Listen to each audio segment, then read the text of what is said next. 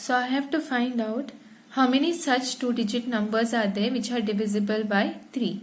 So I have to find n here. So whenever it is number of something that you have to find, means you have to find n.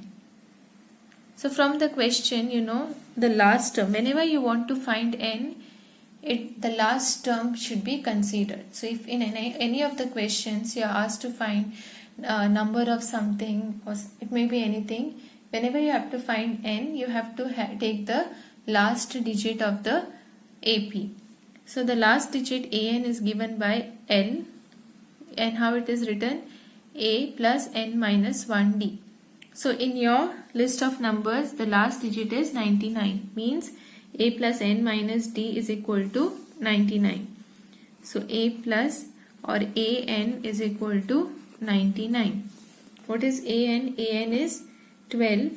An is a plus n minus 1d. So a plus n minus 1 d is equal to 99. Let us substitute all the values. A is 12 plus n minus 1 into d is 3 is equal to 99. Upon opening the brackets, you get 12 plus 3n minus 3 is equal to 99. 12 minus 3 is 9. So 9 plus 3n is equal to 99. I am taking this term on the other side. So I get 99 minus 9, which is 90. So 3n is equal to 90. Therefore, your n is equal to 30. Means what? There are 30 two-digit numbers divisible by 3. So how many two-digit numbers are there which are divisible by 3? There are 30 two-digit numbers that are divisible by 3. Now let us go to the next type of problem. In this problem, you have to find the 11th term from the last term. Okay, means you are going towards the first term. So from the last term, you have to find the 11th term of the AP. Okay, means what? You are given this AP here from this side. From the last term means this is your last term. So from this side, I have to find what is my 11th term. Okay, from this side, from the last term, from this side, I am moving towards the first term. So from this side, I have to move like this and find which is the 11th term of the AP. Now since I have to find it from this side, what I will do is I will write the given AP in the reverse order. So let us write the given AP in the reverse order. So the order was 10, 7, 4 and so on minus 62.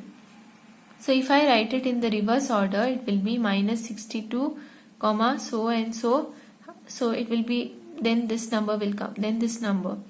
Then I will write 4, then 7 and then 10. So this is the reverse order of this AP. So now why I am writing in the reverse order is, if I write it like this, then from here I will have to find the 11th term. It is same as finding 11th term from this side, correct? So I go from minus 62 towards this side and find the 11th term. I have just reversed the AP. So I get it minus 62 and so on. Then 4, 7 and 10.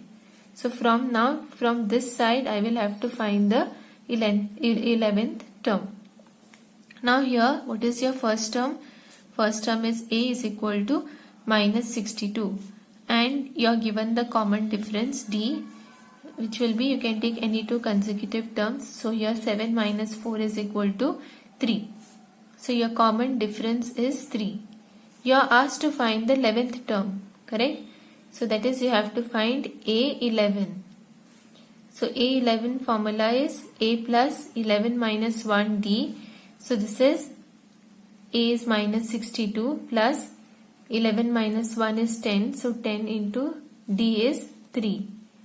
This is equal to minus 62 plus 30. This is equal to minus 32. So what is the 11th term of the AP? The 11th term of the AP is minus 32. So from this side if I go, then the 11th term will be minus 32. This is the next type of problem. Now let us move to the another different type of a problem. Let us go through the question first. A sum of 1000 rupees is invested at 8% simple interest per year. Calculate the interest at the end of each year. Do these interests form an AP? If so, find the interest at the end of 30 years, making use of this fact. So you're given the sum of 1000 rupees is invested at rate of simple interest as 8%, okay, per year. Now you have to calculate the interest rate at the end of each year. So you have to find out how much is the interest at the end of each year. So at the end of each year, how much the interest is obtained. Okay. Then you have to, after you get for each year the interest, then you have to check whether the given list of numbers or the given list of interests, they form an AP. So if they form an AP, then you have to find what is the interest at the end of 30 years. So let us see how this problem can be solved.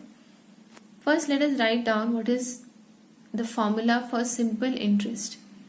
Simple interest is given by PRT upon 100, where your P is the principal amount, that is 1000 rupees, and R is the rate of interest, which is 8% per annum or per year, and T is the time period. So for the first year, second year, for how many ever years you take. So what will be the, every year you have to find the interest. So interest at the end of the first year will be what? Rupees. P is 1000 multiplied by R is 8 into time is first year now. So it is 1. So 1000 into 8 into 1 upon 100. So upon cancellation I get this equal to 80 rupees. So at the end of 1 year or the first year, interest is 80 rupees. Now what will be the interest at the end of second year? Again substitute it in the formula. So 1000 multiplied by 8 multiplied by, now time is 2 years. So T will become equal to 2 upon 100. And then this on cancellation and solving, you get this equal to 160 rupees.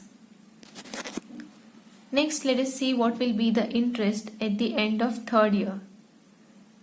Now at the end of the third year, the interest will be 1000 multiplied by 8 multiplied by 3, because T is equal to 3 upon 100. And upon solving, you will get this equal to 240 rupees.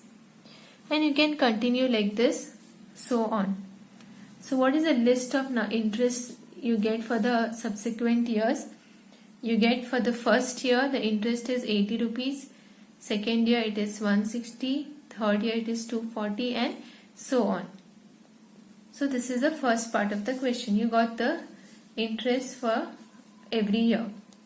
Now you have to check whether the list of numbers or interest that you have got, whether it is an AP. So as I told you before, to check if it is an AP, you have to subtract each of the consecutive terms and check whether you get common difference. So first I have taken 160 minus 80. So I get this equal to 80. Then 240 minus 160 is also equal to 80. So you see, difference between any two consecutive terms is the same. That is, your D is equal to 80.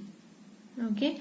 Therefore, the given interests or the given list of interests which are there, they form an AP where the first term is 80 and your common difference is also equal to 80.